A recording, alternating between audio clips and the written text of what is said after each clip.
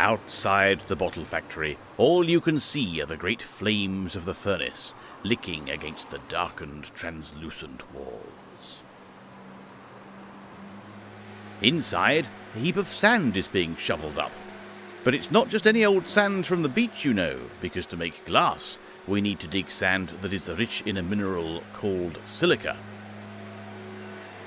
And it's all going to be mixed up with cullet, recycled glass, mostly from bottle banks, and then with calcium carbonate and sodium carbonate in amounts that will determine the type of glass you will produce. And it all ends up here in the hopper. Like a giant egg timer, the hopper allows the sandy mix to drop slowly down into the fiery mouth of the hot furnace.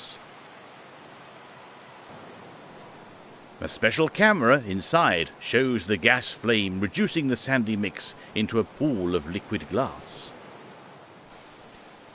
The huge furnace sends out a steady stream of the white-hot liquid into a pair of heat-proof shears. They cut the molten glass into viscous lumps called gobs. Like little balls of fire, the gobs are directed by steel chutes, taking each one to the bottle-making machine. And this poor chap has a very dangerous job. He has to keep all the moulds clean with an oily stick, looking out for the gobs as they fall in, so they don't burn his hand off. Now the bottom of the first mould shapes the neck, which will become the top of the bottle. It's turned over and put into the next mould, where it's pumped up with compressed air and pushed against the sides to form the final bottle shape. The bottles are rather soft still, so they have to be coated with a special chemical with a horrible name. It's called monobutyl tin chloride. Although it forms only a very thin layer, it stops the bottles from scratching one another when they're finally packaged. Here they're being kept warm, so they can be allowed to cool off slowly inside the tempering machine. Before they're packed, they have to be lined up ready for testing. There's one going the wrong way. The first test is done by the "is the hole in the top of the bottle the right size" machine, and then to the bright lights of the inspection chamber, where a camera looks for cracks and bubbles. Woe betide any bottle that fails the test, for it will be recycled as cullet and put back into the fiery furnace. The ones that pass are stacked and packed and sent away. Soon the bottles made here are filled with all the special things we like to eat, or that make us well, such as medicines. And of course, there are the lovely things we like to drink. But how are the bottles filled before they get to the shops? Well, that happens here, in the super clean and hygienic world of the bottling factory.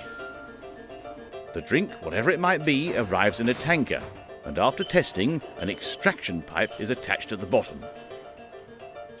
An air pipe is attached to the top. A compressor is turned on, and the air is pumped into the pipe at the top, so the drink is pushed out of the bottom into the filling machine. Also heading for the filling machine, the bottles. Brown ones this time. They're checked to make sure they're clean and undamaged. Then, as an extra precaution, they're rinsed out and turned upside down to be drained before the drink goes in. The filling machine here fills them very quickly indeed, and after filling, the bottles need capping.